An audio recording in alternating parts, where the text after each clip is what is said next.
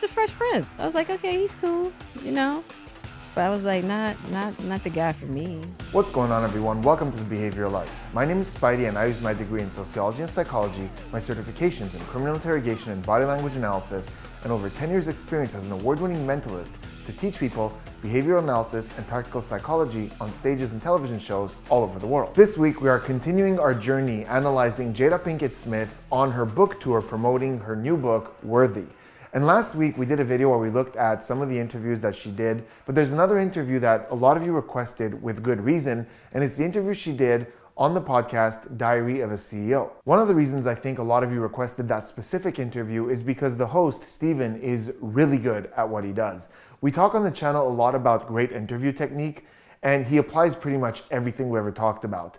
There's no judgment to him. It also helps that he knows his subject matter really well. Like, he read her book before he interviewed her, so he had specific questions about things that he felt or knew were important to her. So it's a terrific interview, and we're getting a lot of deep questions and a lot of really interesting stuff with the body language, the facial expressions, and the word choice. One of the main themes of that interview, which we'll be talking about a lot in this analysis, is her relationship with Tupac versus the relationship with Will Smith, and the way she talks about each of them and the differences that we see. So we're gonna dive right in, and we're gonna start with her talking about when she first met Tupac. Let's go. He's holding court. He's holding court. He's a charismatic from day one. And he turns and our eyes just meet. And so he comes over and he's like, hey, I'm Tupac. And I'm like, Tupac? The name from the gate was just like, I never heard a name like that before. That was such a powerful, different name. And I was like, it's not a lot of people that have that kind of like charisma and courage to just walk up on me on just like, I'm Tupac. You know what I mean? All right, so we're getting a lot of stuff in this segment where she's talking about the first time she met Tupac. Let's start with the smile. There are numerous moments in this retelling where we see what we call a Duchenne smile. The Duchenne smile is named after the researcher who discovered the muscles in the face that are activated when we actually smile, a real, genuine smile, as opposed to a polite smile. His name was Guillaume Duchenne, and he found that in a real smile, it's not just the lips that are smiling. It's a lot more on the face. For example, the cheeks rise as well. When we're really smiling, we could feel it in the cheeks, in fact. And that causes the corners of the mouth to rise up as well. We also see it in the eyes. A real smile has a squinting, and often we see what we call crow's feet on the side, little lines on the side of the eyes. Now in Jada's case, first of all, she's pretty far from the camera. Second, with the possibility of cosmetic procedures that are very common in Hollywood and makeup, it would be hard to see crow's feet sometimes, but we definitely see the eyes squinting while she's smiling. We're seeing the cheeks rise. We even see what I call bubble cheeks. We see the cheeks here puff up a little bit, and we're seeing a great big smile. Remember that smile. Remember the way this smile looks. As she says, he was charismatic from day one. We see her hand come up like this, and we see an eye block. So she closed her eyes, she goes, he was charismatic from day one. So hands up and eyes closed. These two gestures together is something that I'm very familiar with because of my particular background as a performer, as a mentalist, and even before that, as a magician. Because this combination, the hand coming up to the top part of the head, so around the forehead, around the head, something like this with the eyes closed, is very common with astonishment or amazement. When something blows our mind, especially when we just stop talking, we're like, oh my God, like there's a pause or something like that. It's very consistent with that kind of just being amazed. And her words do slow down as she does it. She goes, he was charismatic from day one.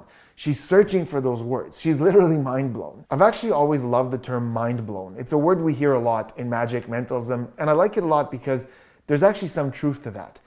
When we are amazed to that extent, our brain is on overdrive. It's trying to figure out what to do, how to react, how to explain what we're witnessing. So it slows down, and these are all signs of that. The reason we see eye blocking in moments of astonishment is because the research shows that when we close our eyes and hold it there, it's because we're trying to keep thoughts in or keep thoughts out. In fact, this is so innate to human beings that we even see this behavior in children who are born blind, which is really valuable because they don't really have a reason to close their eyes. It's just innate. We do it when we're trying to hold on to a thought and trying to focus. So we have a moment of astonishment here, of amazement, as she recalls first meeting him. In fact, I want you to notice that her hand doesn't just come up to her head in that moment, it's up here a lot.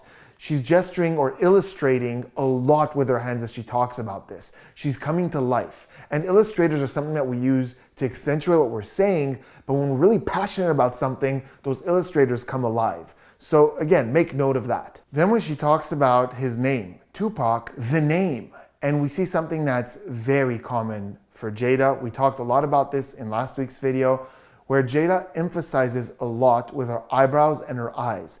In fact, as you listen to her talk, she did it in last week's interview that we looked at, she's doing it in this interview, it's very common that as her voice goes up to emphasize something, so do her eyebrows and her eyes open up.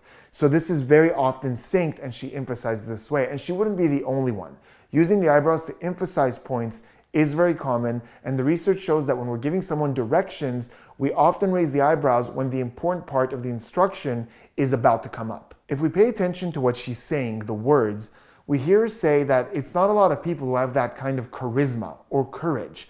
So let's look at what that is. Not a lot of people. So he's unique. There's something about him that's unique, and the thing that's unique about him is the charisma and the courage. So her memory of meeting him and being impressed by him isn't about what he's done, who he knows. It's who he is. It's the aura he gives off.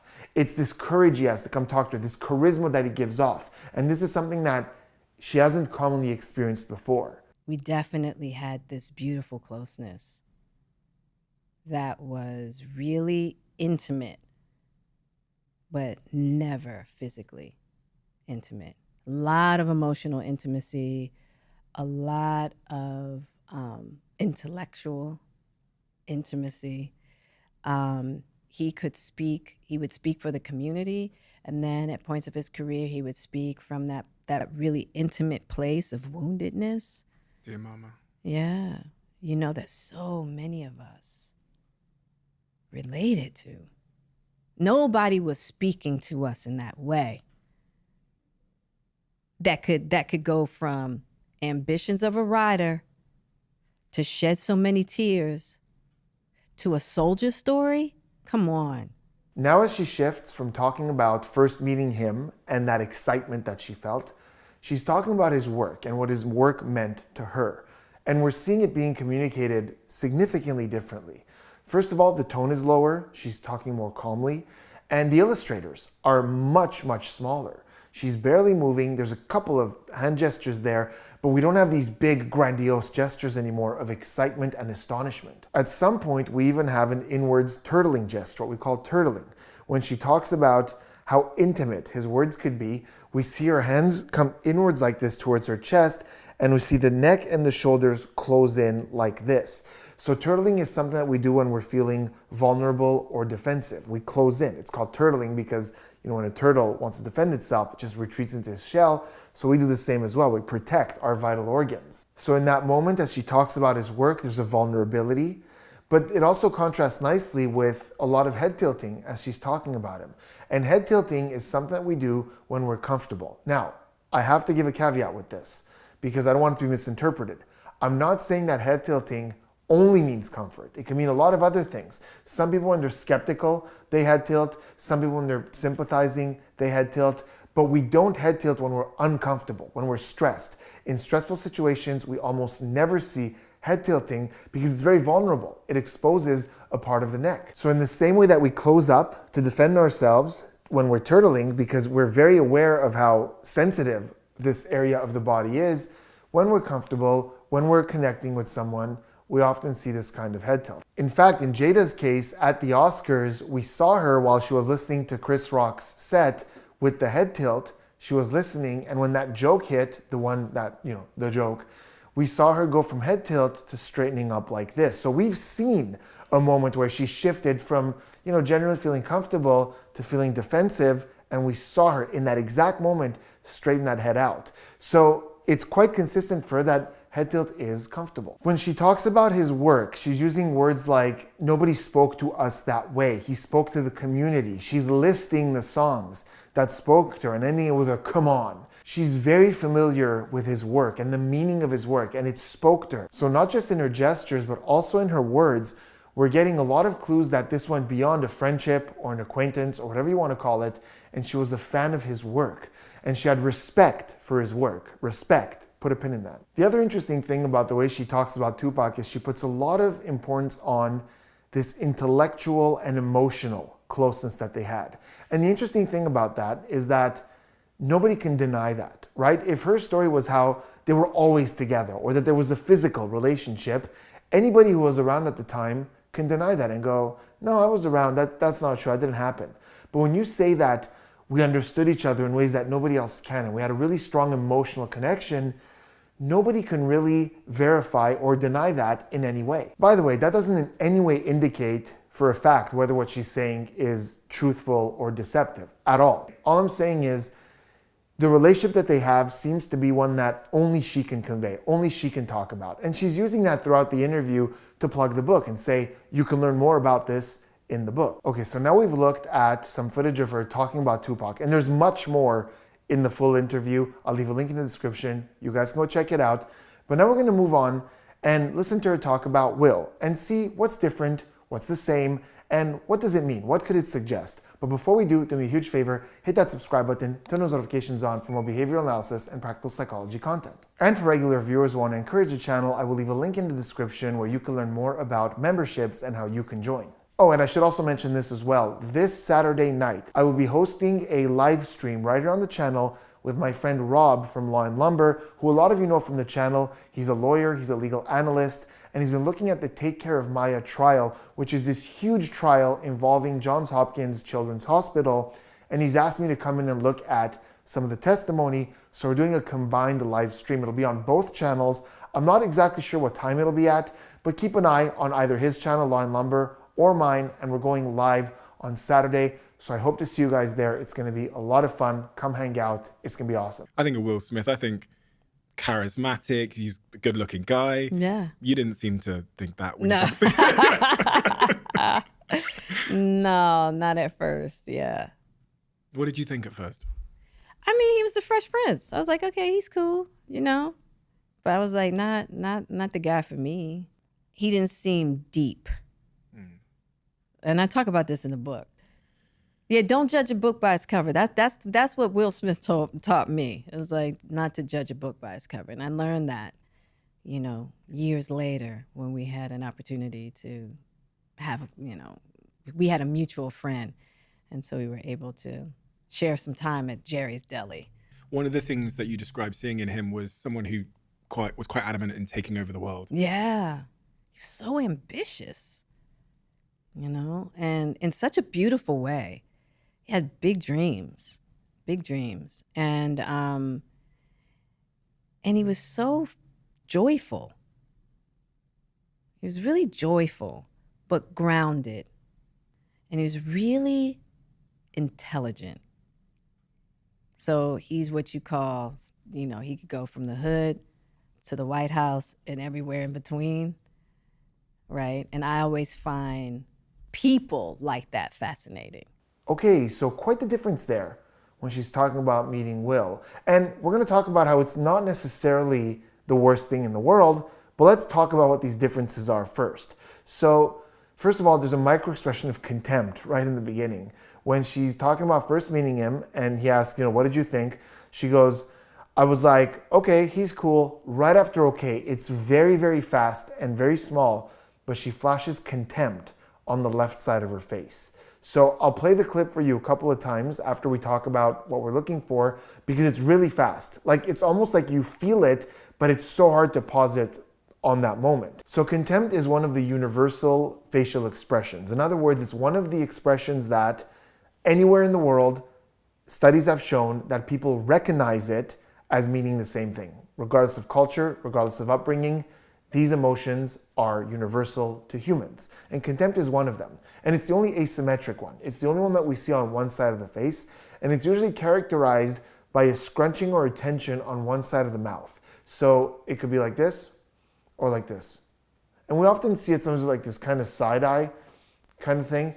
But it's the mouth that is universal. Now, I do want to make something very clear. I'm not saying that contempt is the only asymmetric thing that can happen on one's face. A lot of things can be asymmetric. Sometimes we smile with a half smile. Sometimes we're curious and there's asymmetry on the face. I'm saying that of the universal emotions, the rest happen on both sides. Joy, anger, it's all symmetric. So I'll play the clip for you a few times right now, really quick. It's happening right after okay. So I was like, okay, boom, contempt, he's cool, right there. We're seeing a quick flash on her left side of just this. Even the way I did it now was an exaggeration. Check it out. I mean, he was the Fresh Prince. I was like, okay, he's cool. I mean, he was the Fresh Prince. I was like, okay, he's cool. I mean, he was the Fresh Prince. I was like, okay, he's cool. So we're getting contempt, or that she's just unimpressed by him the first time she met. I don't even think we need the facial expression because she's just flat out saying it. Also, notice the illustrators aren't there. That excitement isn't there about when she first met him. Whether it's about that first meeting or even later when they connected, you know, at that over a meal, that excitement isn't there. That amazement isn't there. She's not searching for her words. Now, is this necessarily a terrible thing, which means she's way more excited about Tupac than Will Smith? Not necessarily. There is definitely a vast difference in excitement, but there are a few things that can explain that. For one thing, her memories of Tupac are from her youth. This is someone who was in her life for a short period of time, and she's remembering her 20s fondly. When I practiced therapy, I would hear a lot of people tell stories of current partners and then stories from their youth, and it wasn't uncommon for them to reminisce on their youth with a lot of excitement. And when you're talking about a partner that you built a life with, you raised children with, you pay taxes with, you know, it's fine. It's fine for it to sometimes be not as exciting. Another reason is she's told the story of how she met Will a lot. In fact, later in this video, I'm going to give you evidence that she almost has a practice script of their story.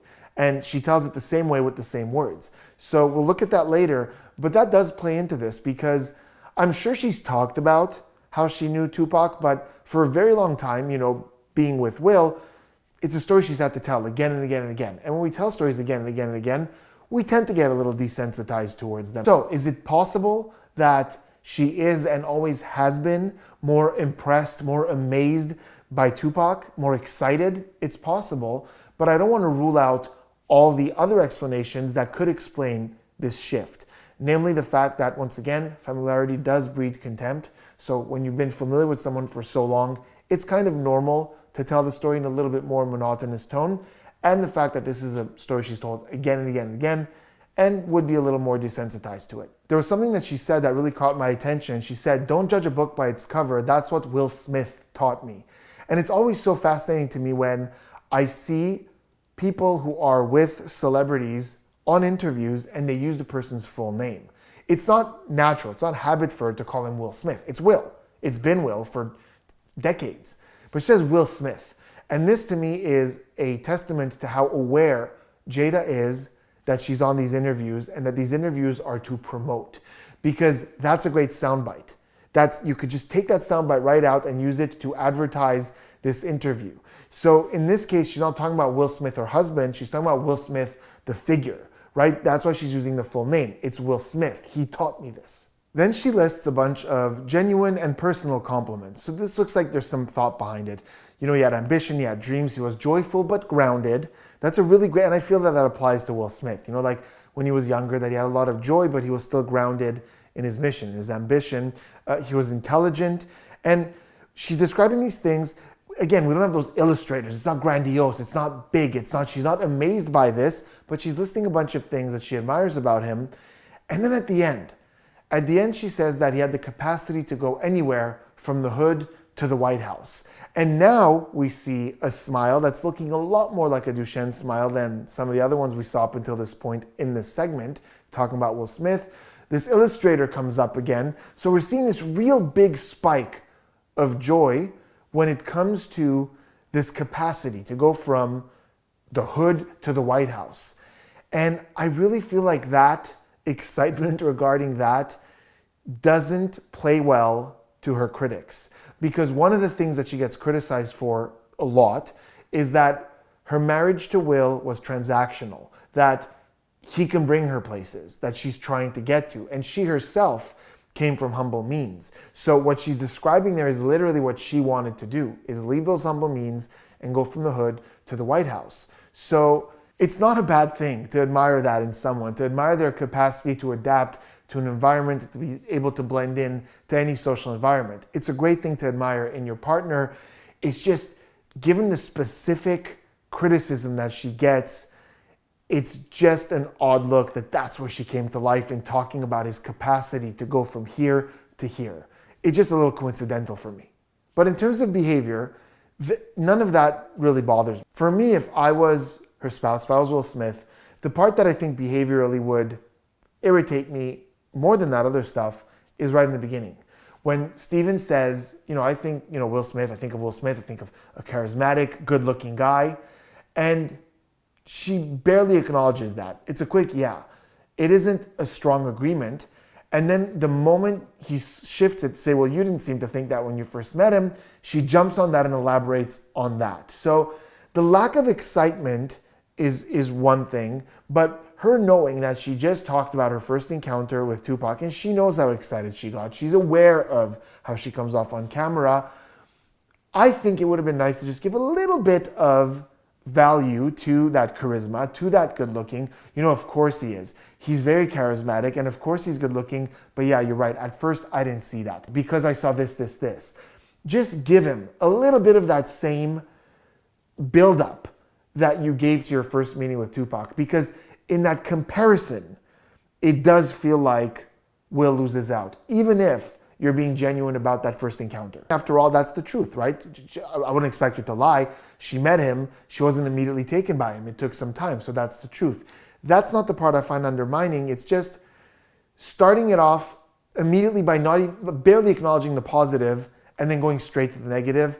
I feel like, given this interview and what we've been talking about, a little bit more positive in the beginning would have been nice. Not the end of the world, just would have been nice. I heard Will was trying to hit you up at this point in your life. Yeah, he hit me up. Cherie had just sent him divorce papers, and he decides to call me. And of course, me not knowing anything about marriage, thinking that marriage, breakup of a marriage is like breaking up with a boyfriend. He's like, where are you? And I'm like, I'm in Baltimore, renovating my house.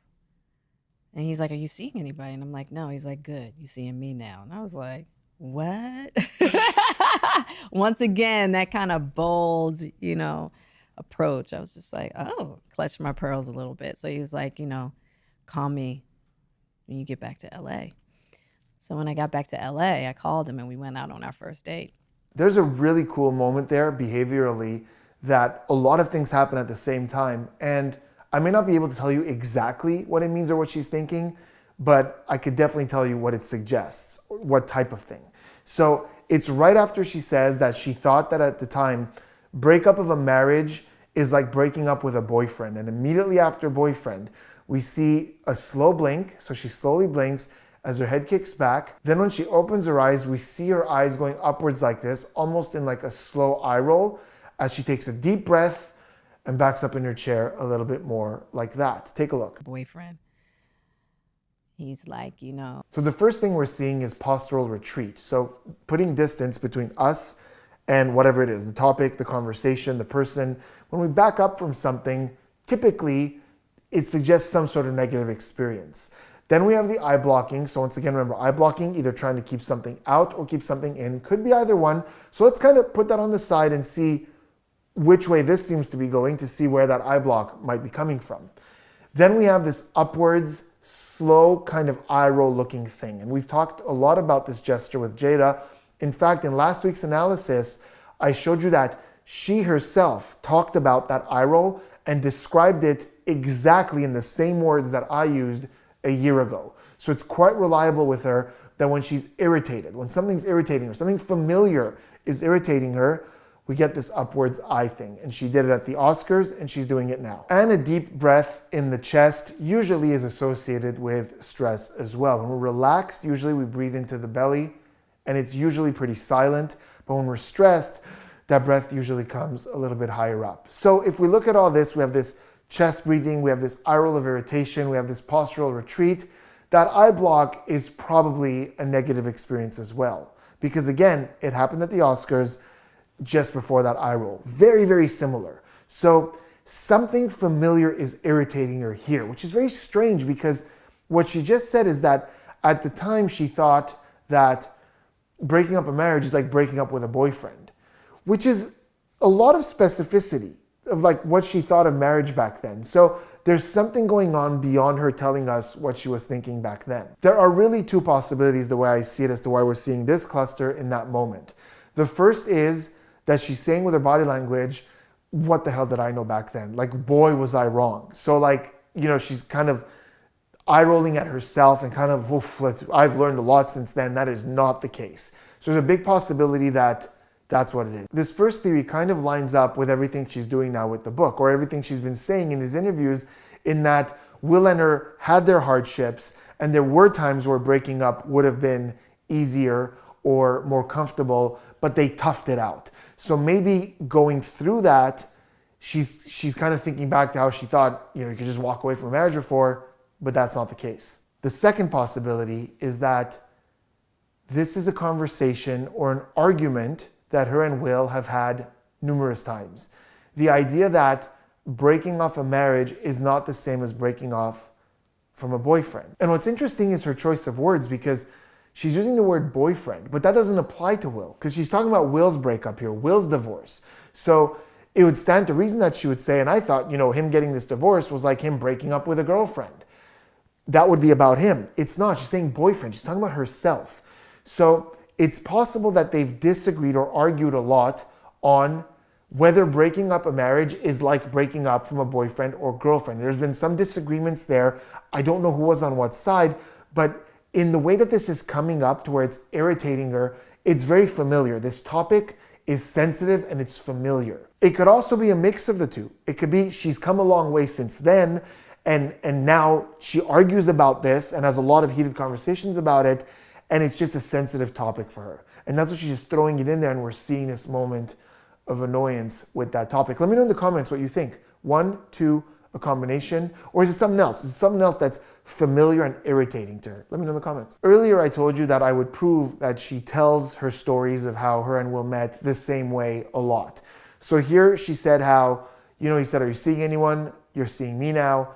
And then she was really impressed by that, clutching my pearls. I want you to look at her telling that story with an interview last week with People magazine. Take a look. And he says, "Are you seeing anybody now?" And I'm like, "No." He's like, "Good. You seeing me?" I was like, oh. Had to clutch my pearls. I was like, you know, that kind of assertiveness can be a little sexy, you know? It's the same. The energy is different. She's a lot more animated with People magazine. That just could be the setting, the circumstance, the way she's feeling that day. But the words are the same. It's pretty much the exact same words, down to clutching the pearls. So this is a script she has. And that's not uncommon, by the way. We often tell stories of how we met our significant other with a certain script, a certain way of telling it, and she has that. So that just plays into what I was saying earlier, to how it's very possible that she just has a script for the way she tells her story, and after telling it and telling it and telling it, she's a little more desensitized to it. Although it seemed quite animated on People magazine. For this next clip, I'm going to give you just a little bit of context before we look at it, because it was hard to edit out with the context. She's talking about Tupac when he went to Rikers. Rikers being a big jail in New York, in the Bronx. When I went to go see him at Rikers, and Rikers is actually, that's a really, Dannemora might be where they put terrorists.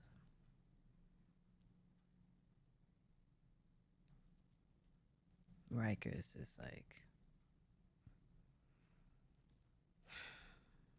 I remember going to see him there, and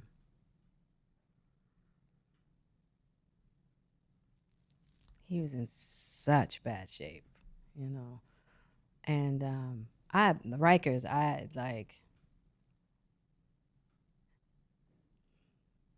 yeah, Rikers was bad.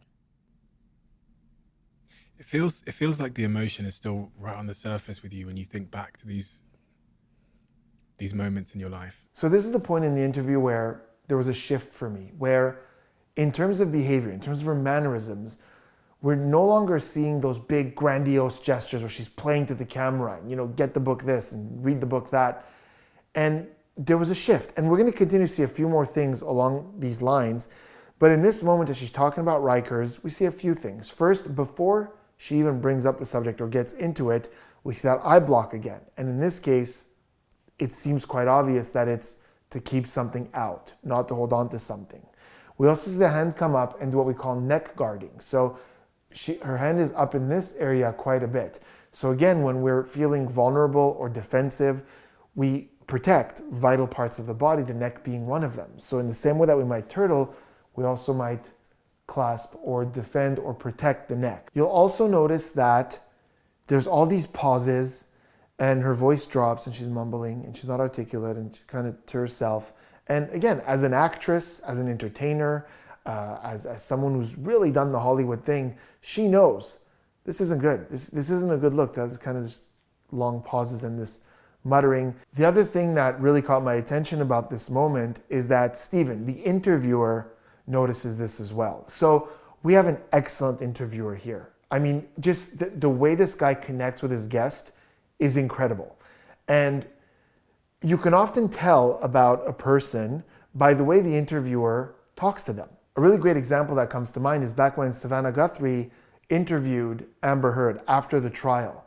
And it was obvious in the way that they were talking, in the mood, in the way that they were connecting, that they weren't the best of friends. They weren't that close. I'm not saying she was unprofessional or rude about it, but there wasn't a real empathetic connection between the two. Now, Steven seems like a legit dude. I don't really see him being fake about anything or trying to manufacture things that don't exist.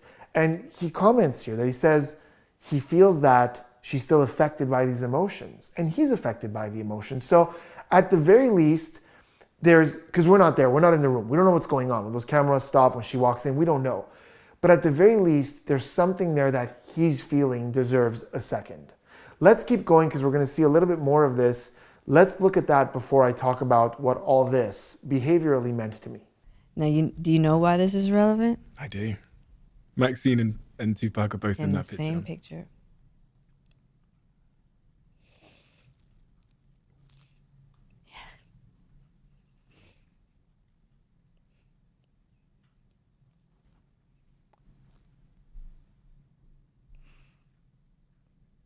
Do you have a tissue? Thanks.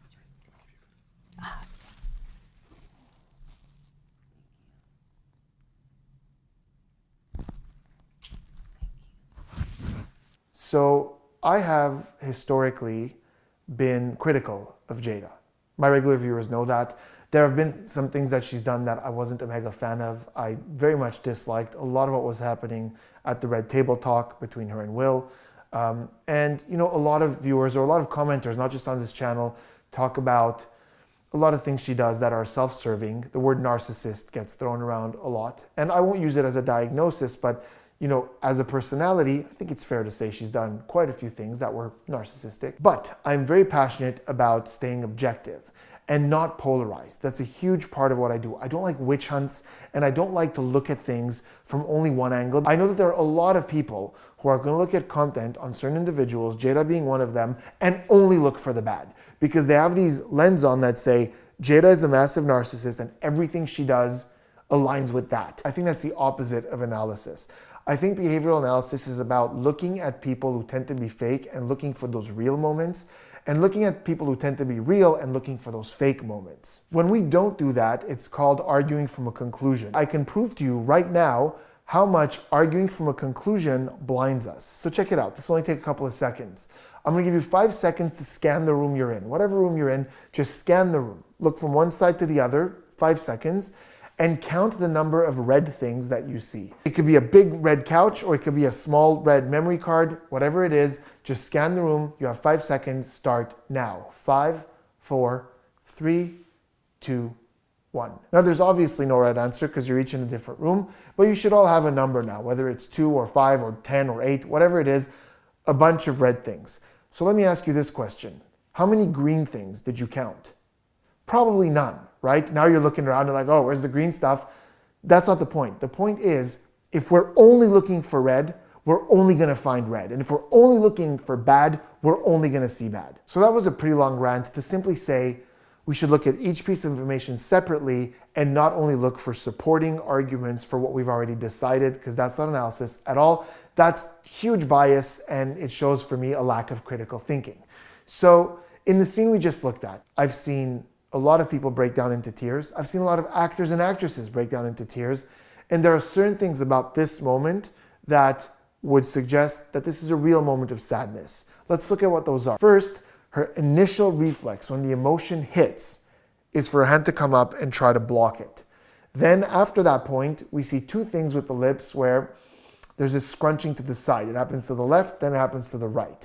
And this is something we see very commonly when someone is about to get emotional, but they're trying to hold it back. The hand to mouth as well, same thing. Often when someone's giving a eulogy or a sad speech, when that emotion hits, you might see them do this, or even turn away, because our reflex is to hide sadness. This is, again, very deeply innate.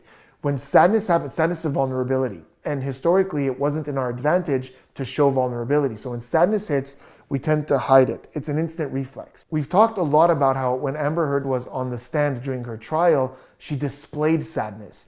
In fact, my commentary on that portion of the trial was featured in news shows and articles all over the world, because a lot of people said, like, once they saw that, it was so obvious that she was extending her sadness to show the jury. But this feels off. That's not the way we typically deal with sadness. We don't want to show it. We also have, if we look at her chin, we have that emboss in the chin. We have that tension in the chin, which often happens with grief. When we're feeling grief towards a situation, we're missing someone in that sense, that happens. Something that isn't happening is the eyebrows of sadness. Typically when we're sad, the inner corners of the eyebrows come together and up like this. But because there's a possibility of cosmetic surgery here, I wouldn't always expect to see everything we're supposed to see with the eyebrows, or simply it's not a huge display of sadness. And I know that there are certain counter arguments that some commenters might want to present, like for example, saying that she's an actress, right? So she's just channeling the sadness. She has the capacity to do that.